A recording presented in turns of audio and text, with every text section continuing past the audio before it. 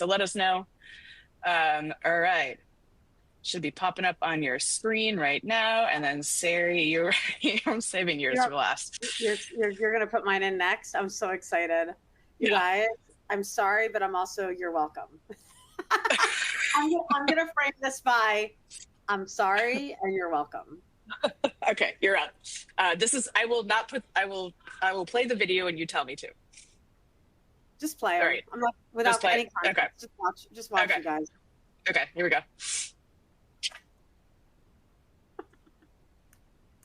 Are you Abigail Adams? I am indeed. Good day to you. This is oh no, audio's weird. Huge fan. Pleasure is mine. I hear a holiday called Halloween approaches. Yeah, turn around the corner. Then you must dress as me.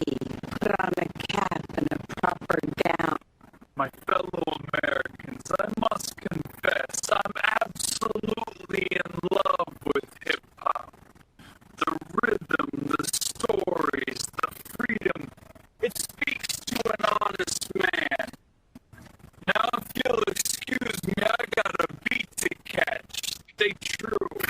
Morning, officers. Ever tried trading the ice vibe for some peace vibes? What kind of trade? These tie-dye daisies, instant mellow. Sure, not regulation. Regulation. Kermit, you listen to me. You open the government right now. Sorry. Piggy, this is I'm trying to stop a it. nail salon, not the Capitol. I don't care what it is. I booked a full set, and the country needs to function. Chop, chop, frog. Okay, I'll... Be choppy. Yeah, so the audio worked when I downloaded it. Sorry guys. That's a bummer. So maybe what I'll have to do is I'll see if I can fix it for the end. I'm not even going to put the creepy or cool up because it doesn't deserve, it deserves the full video played. It's much better when it's not glitching. All right, I will fix it. So my apologies. That's, you know, technology. Should I explain please explain it. Okay. Please so there's a new app from OpenAI. It's in beta mode now, right, Sam?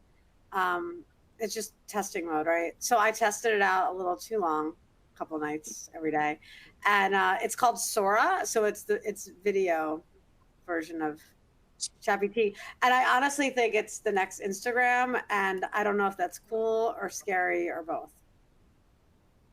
You can basically, what it does is it allows you to take a picture of yourself, and then you can insert yourself into these scenes. And then a lot of things are copyrighted. Like they won't let me do any videos with Trump, but they let me do videos with Alf. Yeah, that was pretty great. Alf. I have some great Alf videos. It's really interesting. It's also a weird peek inside my crazy brain. It's a lot of fun. But it's also, you know, it's the more you interact with it. I found myself just sending my partner videos every 5 minutes to respond to their texts, and I found myself getting a little annoying, so I needed to like take a break. I haven't looked at it in like a week, but like I went a little nuts. It is quite fun. I have made a video of a look-alike like Hulk Hogan ripping his shirt off, but you know, wearing one of our college shirts. I made a birthday video of Bob Ross painting, you know, happy little trees, and Bob Ross is a big saying happy birthday to a friend. Yeah, I noticed it's pretty awesome. A lot of the things they won't let you do, but I noticed that MLK, I Have a Dream speech, there's a lot of variations of that. There's a lot of Bob Ross. There's a lot of, yeah. Anyway. It's OpenAI's moment of like sort of jumping into video, learning about more experiences here. And this is just the start of, you know, a lot of exciting updates around that. The other thing I'll just mention there is that Sora is also available. It's a model, right? So Sora 2 is a model. It's available in ChatGPT, and it's now going to be available in the API as well. So something I'm excited about is people using the API to build like longer instructional videos, which I think is really cool. Yeah. Right now it's just more fun. Can I ask you a question about, I was reading that, so people who understand ChatGPT, OpenAI, it's on version 5 now, but I was reading that there's gonna be a new version that's gonna be more like the one before. Can you explain that to everyone, or do you know about this? I can't say anything about future models, but right now we're on ChatGPT 5, and the whole goal of ChatGPT 5. The goal of it was, if you guys recall back, we had 4.0, and then we had 0.3, and like just so many different models that it became really hard for people to be able to navigate. That's what I was wondering. Yeah, the goal of this was that a unified experience where you're not having to remember 50 different models. It's working with you and it's meeting you where you're at. So OpenAI is going to continue to invest into that to make the experience easier for folks and make sure that you don't have to remember 50,000 models, because it's just it's not attainable when you're in the classroom, right? So a lot more coming there. Okay.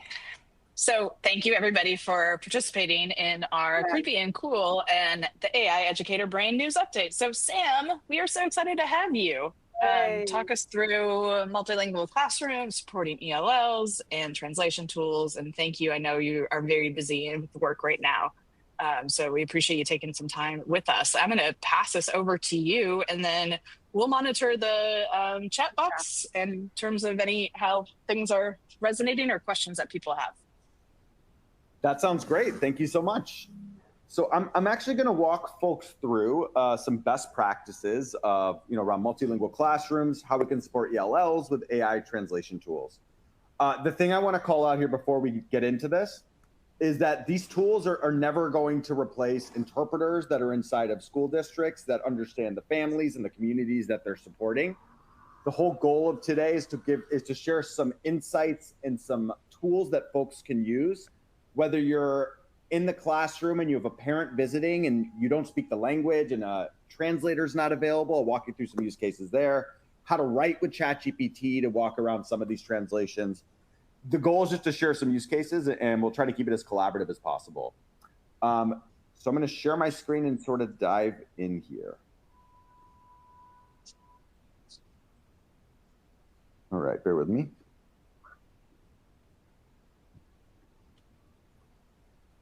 All right. So right now I am in ChatGPT. I'm just going to set up my model. I'm in ChatGPT 5. The thing I will note here, and are you guys seeing my screen? Yes. I think I'm not sure, is mine being presented or is it the slides? I think it might be the slides on the screen. So we can see it. Don't worry, I can see it. So okay, awesome. And they can see it too. Thank you so much. Okay. So first I wanted to walk folks through just some basic capabilities within ChatGPT that I think are really helpful. This is the home screen, right? And I'm first just want to share a couple ideas that folks can utilize around how to personalize your profile based upon your role. And I think it will help people with future output. So I just want to quickly share how to do that. So I'm on the home screen. If you ever get lost on the home screen, you could just always click the sidebar, and you can always just open a new chat and it'll open back to this home screen. All of your chats will stay over here on the left. I'm now going to go down and I'm going to click my profile, and we're all just going to go to this area called personalization. So again, I'm going to do that one more time. Let's say it's closed and I'm on chatgpt.com. I'm going to open this up. I'm going to click my profile, and then I'm going to click personalization. So this is the first thing I like to recommend to folks that are inside of ChatGPT, and this is personalizing it for you based upon how you utilize this system. So there's a lot of areas in here, and the first thing I'll call out is custom instructions. This is a good place to first just put into chat ways that you like to be, how you want chat to interact with you, how you want information presented. This is really useful because every time you put in a prompt going forward, it'll look at what you have under these personalization settings, and then the outputs that you get will be directly influenced by the information you have here. So a quick call out. Custom instructions, these are going to be things like, for me, for example, I like information presented in bullets. I would always like a translation provided in Spanish and English of everything that I put in. You might give it information around sources you want it to reference, or languages you would like for it to reference, whatever it might be. So I'd recommend putting in custom instructions, and then equally important, occupation. ChatGPT, right? These models, they're not magic. They're based upon information. They're based upon data. So if you tell ChatGPT, I'm an interpreter inside of this district, or I teach special education inside of this district, and I teach this grade level, you'll get much more personalized information. So I definitely recommend turning on customization, putting a couple custom instructions in, and putting in your occupation just to start. Questions on that? And the whole goal of this is personalizing your outputs for yourself, and I'll get into translations in just a moment. I love it, Sam. I'm already learning something new, and I clearly live in this space right now. So I need to go spend some time personalizing for myself, because I need my AI to tell me how great I am all the time. Yeah, I Kidding. had no idea. Now I'm gonna do that.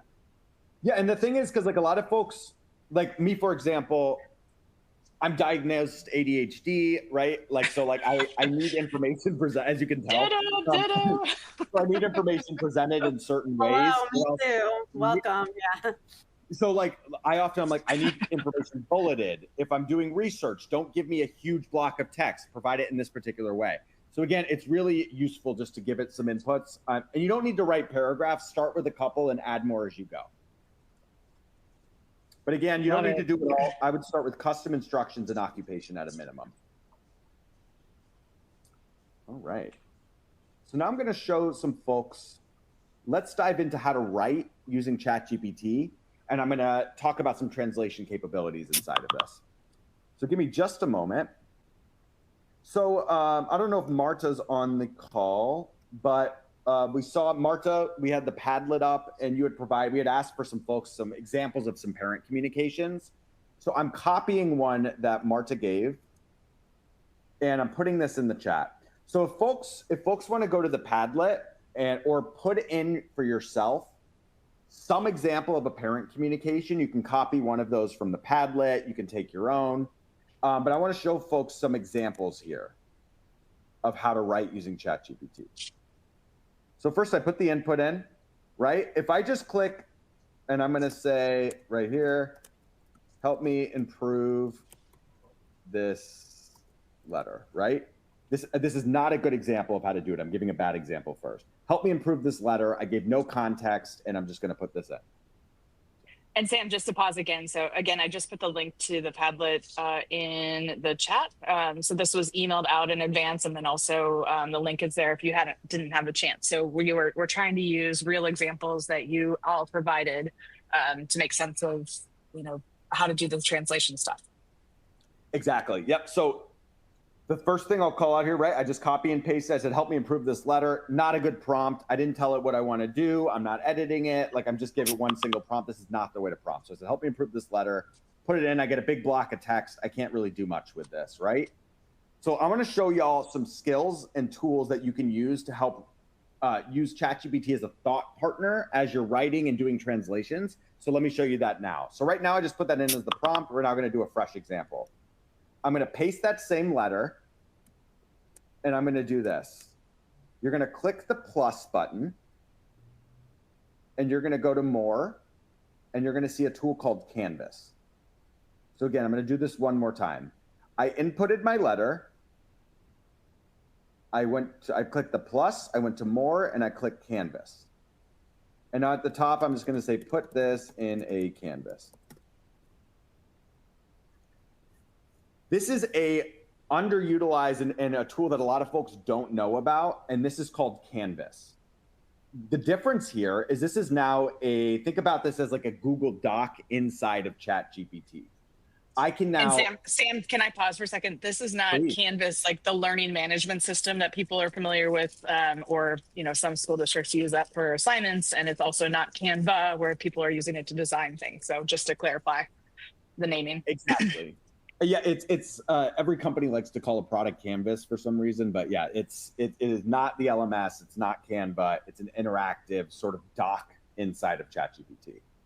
The reason I'm showing folks this, and again, remember we have our prompt, I clicked put this in Canvas, and then I put this in, and it launches this window. The reason I'm bringing this up to folks is the way people have often been using ChatGPT is they'll put in a block of text, they'll edit it, and then it'll fully generate a full block of text. The huge benefit here is we can now edit individual sections. we can also use this as a blank canvas and just write ourselves. So the reason I'm bringing this up is I want to show you a couple of tools first. First, I'm going to say, let's show you the full tools first. So if you go to the bottom right, suggest edits, adjust the length, reading level, and I'm going to start there. So reading level, oftentimes we have parent communications, right? And we want those parent communications to be accessible to everybody. It should be clear. And oftentimes having a reading level, which everybody in the community can understand, could be a helpful way to do that. So for example, right now I have this full text and I can take the reading level and I'm first going to move it up to graduate school and let's see what we get. It's going to be very convoluted, but let's see what we get in just a second. Bear with me. So as you see, it went through, it wrote a very long letter here. So we got to see what that looks like. I'm now going to go, and you can actually see here, you can track your changes. I'm going to go back here and I'm going to change the reading level back to, let's go down to, I'll just paste this back in here. Pardon me. All right. So now I want to show translation capabilities. ChatGPT can speak 40 plus languages, and in text, I believe it's now up to like 120. And again, it's not going to be completely fluent in every language, and you need to verify this every single time. But I want to give folks some suggestions here. So I might say, let's just say, make this clearer and bold out important words. Let's just start there. So right now it's going to go through, it's going to edit and review the entire document. Give me a sec here. They'll do that. If we have, if we go to a basic one here, I want to show translation capabilities. So let's say I have this full document, right? And this is the edit that it just did. Let's say I have the full document and I want to edit this, translate this to Japanese, or let's just say Spanish.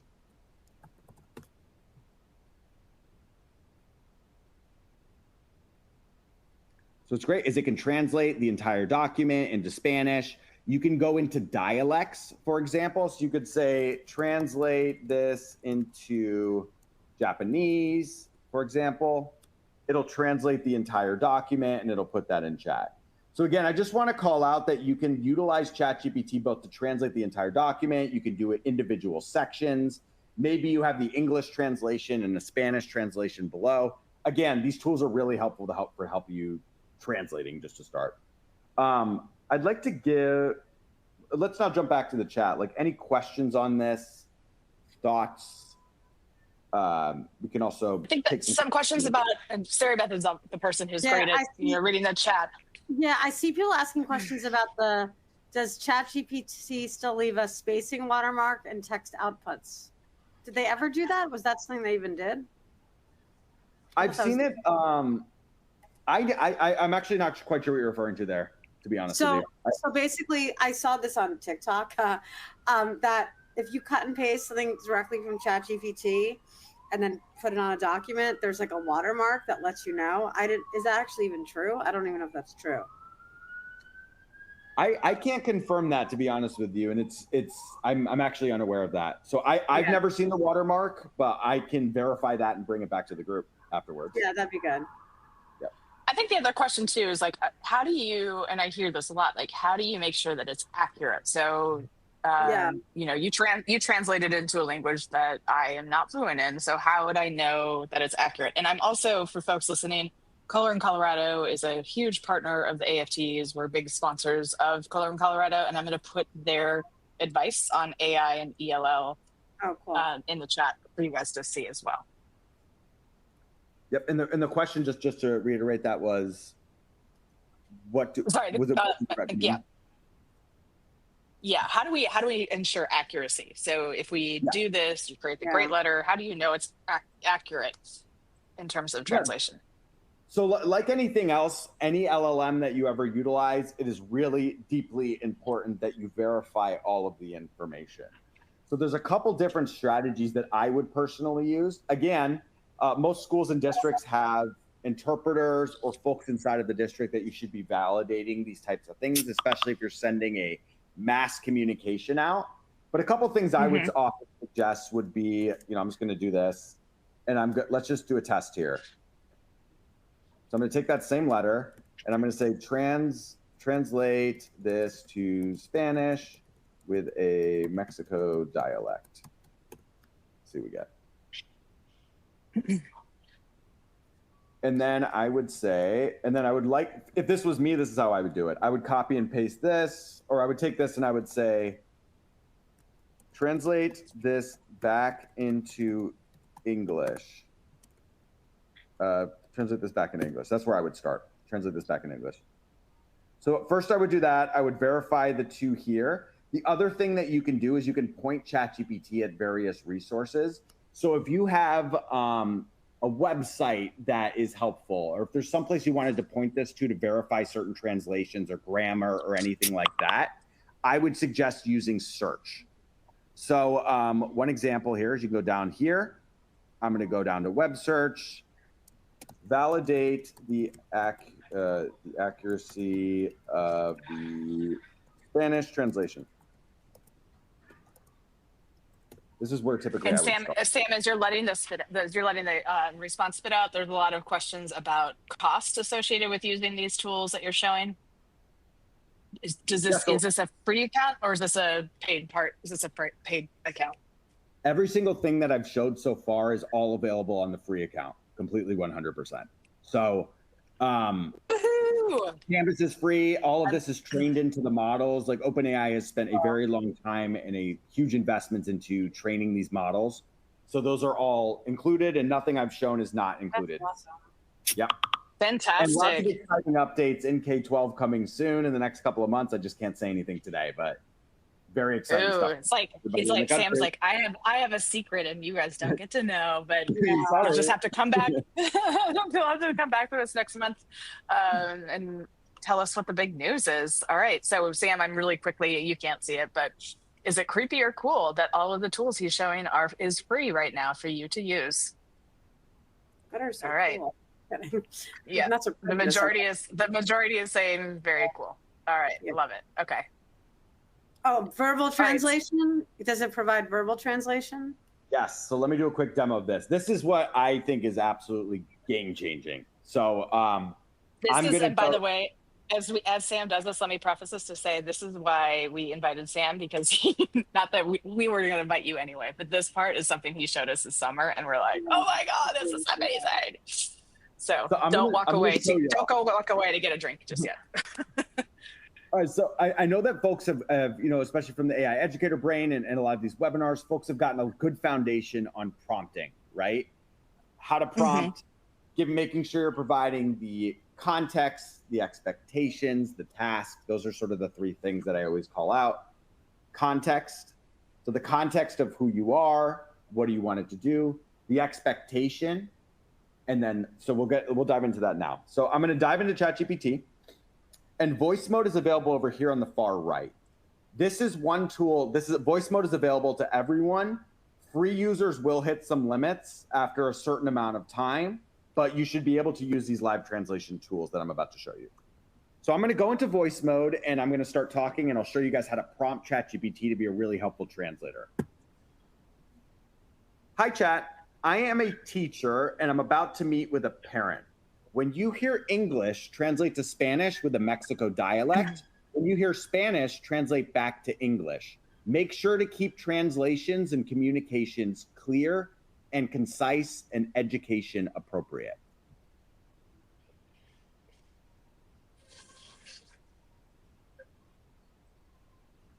Hi, today I wanted to talk to you about your students' performance in my class. They've been doing a great job on their assignments, but they did not show up to class the last 2 days.